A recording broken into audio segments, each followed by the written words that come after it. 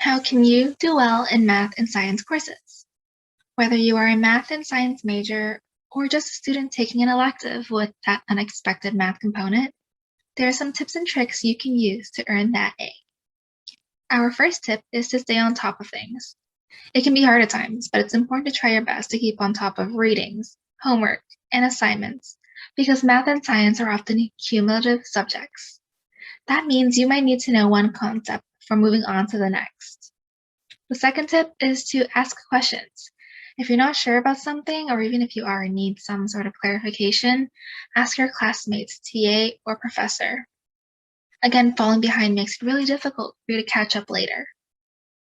Finally, create a concept summary worksheet or running formula sheet that you use to keep track of all of the formulas you're going to get throughout the semester. There might be a lot, so it's useful to keep them all in one place and with explanations so that you can differentiate between them later.